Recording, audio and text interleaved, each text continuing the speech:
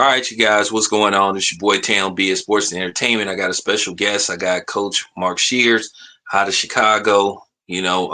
Coach came to give his take on, this past Saturday's events in which Terrence Crawford uh, defeated Canelo Alvarez in what many believe was a lopsided, unanimous decision. But we gonna talk about the scoring. We gonna get to that later on. But Coach, thank you for coming back on here. And Coach definitely will be contributing to the channel on a regular basis. Because Yes, he's gonna sir. be, yeah. So he gonna explain to y'all how boxing works. And Coach, can you see anybody in the comment section? You know, No, I can't see.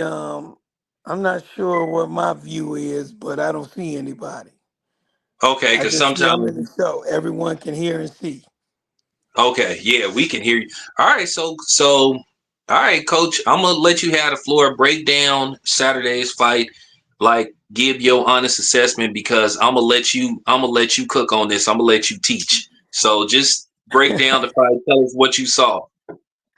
Man, you thank you again for having me, man. I love to be on the show. It's always good to talk boxing with knowledgeable people. And what I saw, man, was a pretty much wondering was would he come out southpaw or right hand, depending on what he saw and what he needed to take away. And he did, like we all saw. He came out southpaw, and his jab was a big factor. But what I liked most about Crawford was his ability to control the distance. He never really let Canelo set his feet really good. So he constantly had him reaching, he had him stepping big steps, and he made it hard for Canelo to uh, give all of his power in his shots. Because when he really committed, he made him pay. So whenever Canelo threw that left hand to the body, sometimes Crawford would throw a short uppercut followed by three, four punches, and it really discouraged Canelo. It made him not be able to throw as powerfully as he normally does, because he had to get back defensively to make sure he didn't get countered with three or four shots. So he did an awesome job in what we said. We said that if he took Canelo's punch count down, that he would win. And he did that. People are saying has lost a step, but I don't think so. He's still a good fighter. He just ran into a superior fighter who had great retreat speed. He cut corners, he used angles, and one combination I liked the most, Crawford threw a straight left and then turned it into a hook and then got back defensively. He slipped a punch that should have come, but Canelo didn't even throw it. He was so befuddled and dumbfounded. I had to go to my dictionary to get some of them. Befuddled and dumbfounded at the angles that Crawford was throwing from. Man, but it was funny, Coach. You was almost pretty much spot on how Bud was gonna win the fight, and he took away what was so impressive, Coach. He took away those looping shots, and he took away that wide hook, and basically he sort of like was like catching it and blocking it and then count.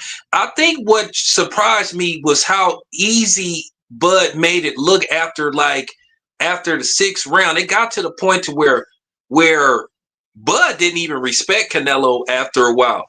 And I was just surprised. And then, Coach, I don't know if you noticed it. I mean, watch the fight again. And watch the fight again. All I can say about Terrence Crawford, Coach, Terrence Crawford, by you being a coach, he's somebody you definitely could, do film study of on how to fight, on how to counter, and how to fight like, the perfect, he has like the perfect style that a coach could teach a student. Cause Yeah. I mean, it was just, I mean, them counters, I mean, it was just like, and it got to the point, and I saw something, Coach, that's gonna trip you out. I know I know Terrence Crawford is a superior athlete because he's Yep. a championship wrestler. And coach, I said to myself, I was thinking to myself, I said, there's gonna be a point in the fight where Canelo tries to bully Bud, and he's gonna try to see can he push him around. I said if Bud is able to push Canelo back and or turn him and show his strength, Canelo was toast. And when Canelo tried to grab Bud and Bud turned him around and pinned him again, I said, yeah, Canelo's toast. I said, yeah, It was I was over. a little, yeah, I was worried, coach, a little bit. I was worried a little bit, but I saw after the fourth round, Bud started to get in the groove. He started to like get in cruise control. And you know what, coach? Bud took Canelo's best shots. I knew by the sixth round, I said, Bud got this. It ain't nothing Canelo could do to win this fight. And the funny part about it was Bud's punches was doing more damage to Canelo than Canelo's punches was doing to him. Coach, I want you to go back. I want you to go back and look at the 11th round because people was talking about it. Canelo was visibly shaken, and Canelo looked like he was about to pack it in. He froze, looked at his corner. He looked like he was about to quit, but he knew if he would have quit, he wouldn't have been welcome back to Mexico. He looked like he was looking at his corner to throw in the towel. That was the first time I saw defeat in Canelo. He knew he wasn't winning the fight, and he looked like he was ready to check out. And I'm gonna tell you right now, coach, watch the end of that fight. Bud probably would have been able to stop him if he would have had a little bit more time because he almost dropped Canelo. And look at periods of the fight, coach, where Canelo was visibly hurt. And I was like, let me tell you something, coach. Yes. Canelo better not. And back. Canelo, don't do a rematch. It's gonna be even worse. Don't, coach. Listen Yeah, to he your don't want boy, a rematch. coach. Listen to your boy. Go watch that 11th round. Canelo was about to check out. Yeah, I He know was just about. what you're talking about. You know why that round stood out to me so much? Because I was, some people call me, a couple of my friends, and one of them was betting some big money, $10,000. And so I said, okay, I said, let me focus. I'm gonna give my precise, unfiltered synopsis of what I believe is gonna happen. And I told them in the 11th round, Canelo is gonna be ready to quit. And when that happened in that fight, I said, I'm a doggone genius. Yes, you are. Yes, you are. I mean, I'm just joking, but man, that really it came to pass. It came to pass, but I knew that the movement was going to confuse him. And with those short angles and being able to counter so quick and then defend, it's one thing to get hit, and you can hit somebody back. But when you getting hit, mollywopped upside the head, and you can't even get yours back, it does something to your psyche. It makes you want to quit. You in there with superior. You in there with something that you couldn't prepare for. Well, let me Yeah, ask that you boy this. got captured by an alien. Yeah, and I'm glad you saw what a lot of people saw because I did a live and I was watching that fight closely because I knew coach you was coming back on here, so I really watched it closely. So basically, I can tell you what I saw, so you can critique it along with me. That's why I brought you on here. That 11th round told me everything I needed to know. Canelo was humiliated. Because Yeah, one, his plan basically to fight and beat up the little man backfired because we all know he should have fought David Benavidez. At the end yeah. of the day, he had no business fighting Bud, and it backfired, on him tremendously. So let me ask you this, Coach.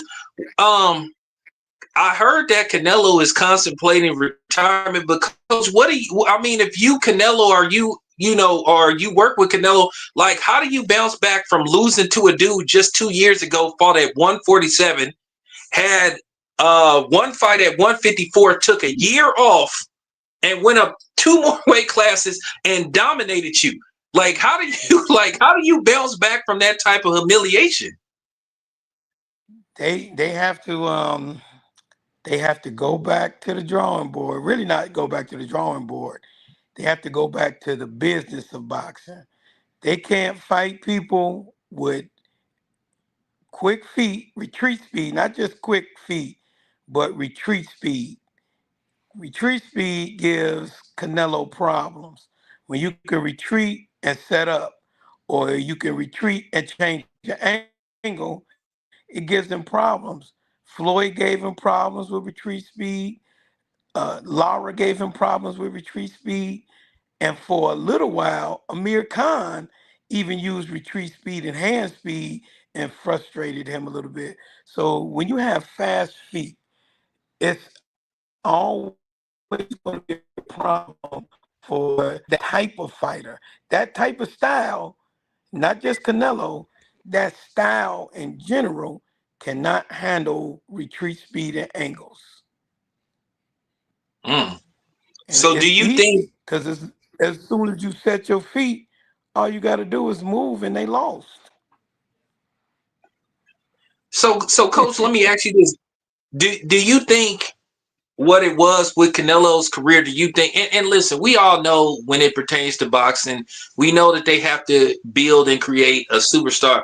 And I do think it come down to matchmaking. Do you think that what happened with Canelo by him getting exposed the way he did by Bud, do you think what happened with Canelo was a contribute basically him being matched with styles that suited him? Because you look at Floyd, then you look at he goes on this run, he becomes arguably number one pound for pound, then he runs into a buzzsaw and Bibble, and then he bounces back, then he fights Bud. So do you think it come down to matchmaking too? Because I said this about Triple G. I never was that big on Triple G because I clearly thought that Triple G was a hype job. I thought that Triple G carefully got matched with certain opponents that suit his style. But when he fought Daniel Jacobs and had that life and death fight with Daniel Jacobs, he never really fought anybody like Daniel Jacobs ever again. So do you think what happened with Canelo, it came down to who they were putting him in the ring with? Listen, coach, I'm not going to sit up there and say that I'm not going to sit up there and downgrade his career and demean him as a fighter because at the end of the day, he's fought 62 times. I've never fought professionally, but do you think still it come down to matchmaking, who they put you in the ring with, to complement certain style? Did you guys look at certain styles when you're evaluating your next opponent? Absolutely. So you know what style, the fighter that you have, especially on that level with the type of money they make, the type of money invested, they're going to make a decision to fight the fighters that complement that fighter's style. Rosado, that complements his style. Somebody that's going to try to bring it to him. This is not really a chess match. That's a checkers match. But when it comes to fighters with speed, with ring IQ, that's going to be a problem. Now, I'm not going to say he handpicked to a degree that it pushed him to where he is right now. Canelo is a great fighter, and I think he would definitely beat a lot of people. He would beat some people who some of the fights that he didn't get was because they didn't take the fights. So I believe he was willing to fight some people that refused to fight him. But looking from the business side, yeah, they chose some fighters that best lined up to what he does. And when it came to Munguia, tough young fighter, but too young though. It was almost like, so Munguia was like Canelo when Canelo fought Floyd. A good fighter, but not enough ring IQ, not enough experience, not enough time in front of the lights at that level. So they do a good job of picking the right opponents and also at the right time. Okay. So let me ask you Yeah. this. how do you think a fight? Because after what I saw on Saturday, I completely understand why Canelo didn't fight David Benavidez. I think that fight would have been a disaster for him. I think I know for sure after what I saw, I truly believe that David Benavidez had a style that would have been a nightmare for Canelo. He would have just over he would have overwhelmed him, and I think you would have saw if Bud wouldn't have got the chance to stop him, which Bud almost stopped Canelo. I think David Benavidez he stops Canelo. I'm willing to bet the house on it that if they was to fight, David wins Man, that I fight don't know. going That's away. a tough one. Yeah, I don't know. Man, that's a tough one. I don't know because even though because Canelo didn't really look bad, he just didn't look good against Crawford. But I think, and it depends on the weight that he fights Benavidez at. So Benavidez has fast hands, but Benavidez is there to get hit 3 times in a row by Canelo. So Canelo would throw a shot, maybe throw a six, throw an uppercut, throw a hook, lean over to the body, and I think eventually he would break Benavidez down to the point where the fight would be kind of close. I'm not saying who would win, but I think his punching power and even his little slickness. Canelo picked up some stuff from that Floyd fight that makes him a little hard to hit. Little subtle movements, little to the left, go up under, roll his chin. Like that punch he got caught with, that left he got caught with by Crawford, he didn't take the full brunt of it. People think he ate that shot, but he rolled it and he just got a little bit on the end of it. But if he would have got caught clean with that shot, that might have put him out. That might have been the one that put him out. So he'll land shots on Benavidez that will potentially break Benavidez down and make the fight a little closer. Hmm. I just think, Coach, based off I like Benavidez, Benavidez though. I just think Benavidez combination punching, and I just think and Benavidez he can fight on the inside, and I just think his range, and I just think his combination punching would just overwhelm Canelo. Now, I do think, like you said, it would be opportunity for Canelo to hit Benavidez, but I think Benavidez, I think he would be able to take Canelo's shots, and I just think he would just eventually. I think it would be kind of like how the Caleb Plant fight was, where it was close to first like 4 to 5 rounds, and then you would see Benavidez pull away, and I think he would overwhelm Canelo to the point I just think he would probably get a stoppage, like a ninth or 10th round stop. But we won't ever find out because Canelo made it very clear that he didn't want to have anything to do with David Benavidez. I think that's unfortunate, but unless Canelo goes up to Slow light heavyweight down. now, I know they're talking about. I know Turkey Al Sheikh has said that he's going to reach out to David Benavidez to see could he still make 168 and maybe line up a fight for Crawford, because from what I was told today, Coach, Canelo turned down a rematch with Terrence Crawford, and I don't blame him. I don't blame him because Because it'll be worse the second time. Second I, time I, I'm around, he might get stopped. yeah, and I get it, Coach. He will have a I better know. chance with Benavidez than Crawford. Well, I don't see him. I don't see him having a shot against Bibble in a rematch. I think Bibble would have. I told people when I watched the Bibble fight, Coach, I really watched that fight. I watched that fight like 5 or 6 times. I really think if Bibble would have stepped on the gas, he could have got Canelo out of there. He was just too big, too strong. So when I see this thing or this And them thing that combos, Canelo, like you said. yeah. Well, yeah, and that's the thing, Coach. This theme about Canelo can't be heard. and he can't be knocked out. Well, you just saw on Saturday he could be hurt and he could be stopped. He almost got dropped at least two times in that fight. He almost got dropped at the end of the fight, and then he almost was ready to check out of the fight. So it just goes to show you that Canelo can be overwhelmed. I'm telling you right now, Canelo probably had nightmares about that fight because he got embarrassed. He got humiliated. He had 70,000 people. Well, now they wasn't all there for him, but you fought at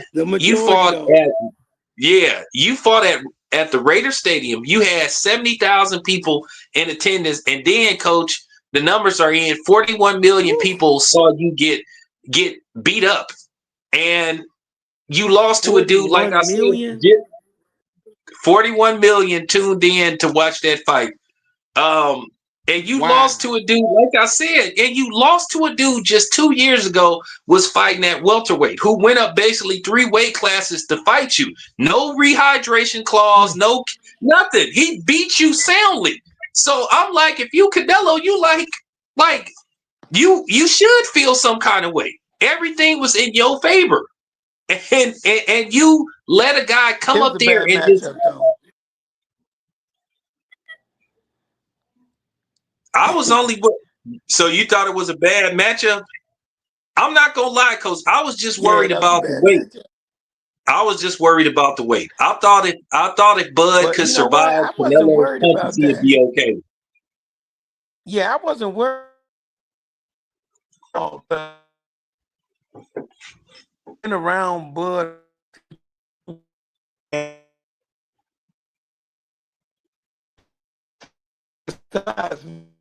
And I tapped up with, and I'm kind of strong. I'm a man, and he grabbed me, man, and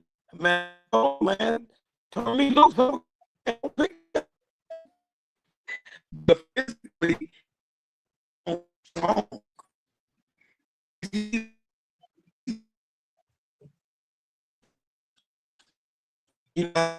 He's like Dennis was able to play Shaq, from Chicago Bulls fan.